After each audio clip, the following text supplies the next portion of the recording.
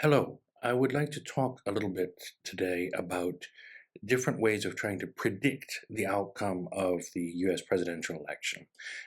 It certainly is a hot topic in the news, and there's lots and lots of effort devoted across many quarters, whether that be the media, the different campaigns, other analysts, to trying to figure out who is more likely to win. Donald Trump or Kamala Harris. And you may recall that in an earlier video, I did talk somewhat about the dynamics of the US Electoral College and this sort of peculiar system that the United States uses in its presidential elections. And in that video, I also pointed out that the Democratic Party enjoys right now, over the last 15, 20 years at least, certainly, a decided advantage when it comes to winning the popular vote. More people vote for Democrats than Republicans across the entirety of the United States, and by a sizable margin, almost always. In fact, there's only been one occasion since 1988, in 2004, when a Republican has won a majority or even a plurality of the popular vote in a US presidential election. The Democrats almost always win the popular vote. However, because of the Electoral College, the Democrats very often do not win the presidency itself.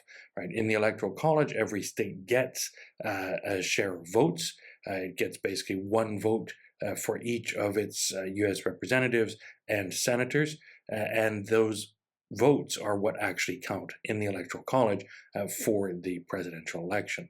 And in most states, whoever wins that state wins all of the electoral votes. Certain states, Nebraska and Maine, split votes by congressional district partially.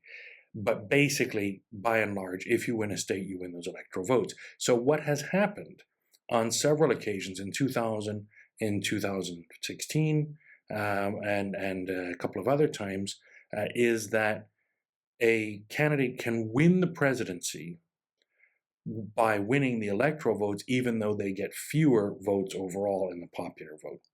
And so if we think about 2016, right, Hillary Clinton got far more votes than Donald Trump in the popular vote, but Trump won several states by very slim margins, notably Pennsylvania, Michigan, Wisconsin, etc., that tipped the balance in the Electoral College in his favor.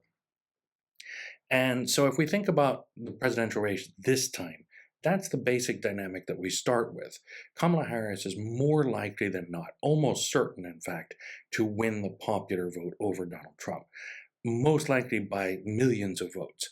There will be millions more people voting for her by election day than there will be voting for Donald Trump across the whole of the country. But Trump probably has an advantage, a natural advantage, when it comes to winning the Electoral College because of the dynamics I've just talked about.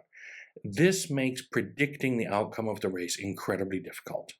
One of the reasons for this is that polling is the usual method we use for making those predictions. And so basically you ask a sample of people whom they're most likely to vote for, they tell you, and then based on that you try to impute what the overall support for candidate A or candidate B is across the whole of the electorate. Now, if you ask enough people, and you sample them correctly, in other words, if you get the right cross-section of people such that they're representative of the electorate, and you ask enough of them, you can get a pretty good sense, within a fairly small margin of error, how many people support one candidate versus another. And usually those polls are pretty accurate in terms of predicting how people will vote, although people do change their minds. Polls are a snapshot of a moment in time, not actually a map of the whole dynamic of the race, but we're very good at that at the national level. If you ask 3,000 or 4,000 people across the entire United States, you can get a pretty good sense of what the overall popular vote will look like. At the state level, it's much harder. And part of this is there are just fewer polls taken at state level. The polls tend to not be as good. There aren't as many resources. But this has actually changed quite quickly, particularly after 2016, sort of over the last 8 years or so. So there are a lot of resources now being devoted to polling at the state level, certainly compared to what there was before. And lots of very smart people are working on this and trying very hard to get it right. But they're still not really able to nail it down. Part of the reason is it's very hard to get a correct sample at a sufficiently fine-grained level to really figure out if you're representing the electorate at the state level. In other words, you don't know who's going to vote, right? So depending on which people you put in your sample, you will get a very different result. The second thing is, most of the time there still are not enough resources at the state level to ask enough people to have a small margin of error. And so if you'll notice, a lot of the polls coming out, say in Wisconsin or Michigan, are saying, Harris is up by 1 point, or Trump is now up by 0.5%. Those margins are so small, they're well within the margin of error, which is usually about 5% in a lot of these polls. But the bigger problem is we just don't know if the sample of people who are being asked are the most likely people to turn out and vote. And so if we look at 2016 and at 2022, two famous instances when the polls were pretty badly wrong in exactly these states.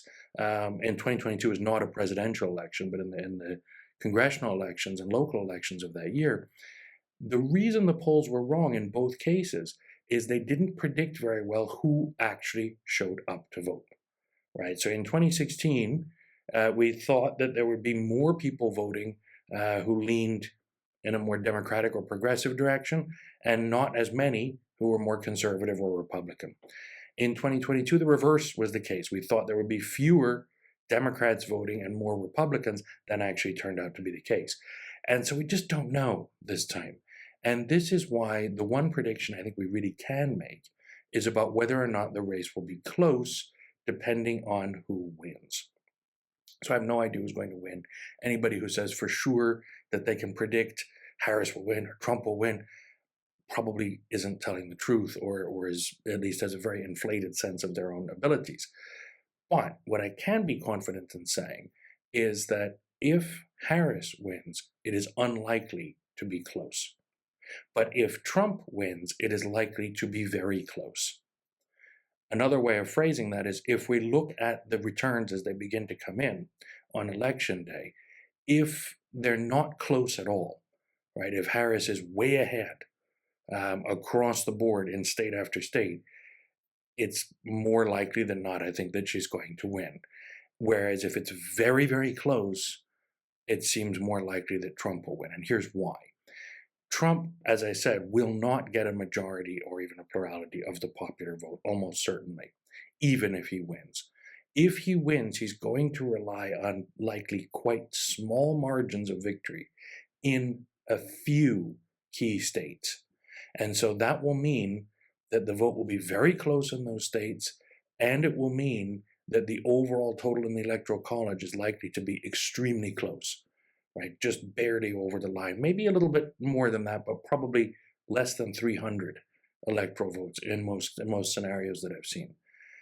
If Harris wins, it will be because she's able to mobilize a lot of people to vote who don't frequently vote, or who don't show up in the prediction models or the polling models as likely to vote, right? So this would include, for example, a lot of younger voters, a lot of non-white voters, right? A lot of others who at different times haven't voted in as large a number or as large a percentage as those who are more Republican leaning.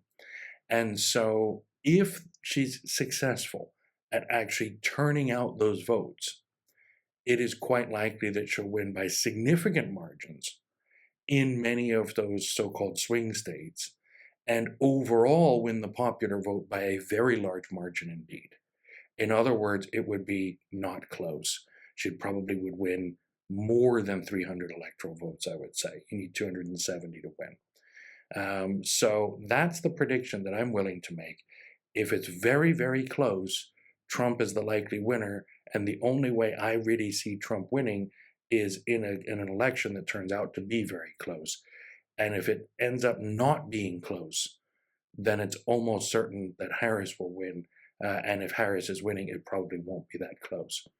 And that's because, again, of that dynamic in terms of who's more likely to win the popular versus electoral votes, but also in what way are our polling or our guesses about who's going to vote wrong. And so if they're wrong in the direction of underestimating the number of Trump supporters who will show up, he'll win, but only by a little bit. If they're wrong in underestimating how many Harris supporters will show up to vote, they'll be wrong, but most likely wrong in the direction of giving her quite large margins in many states and also overall across the country in the popular vote. So that's what I can say about how to predict and think about possible scenarios in the US presidential election.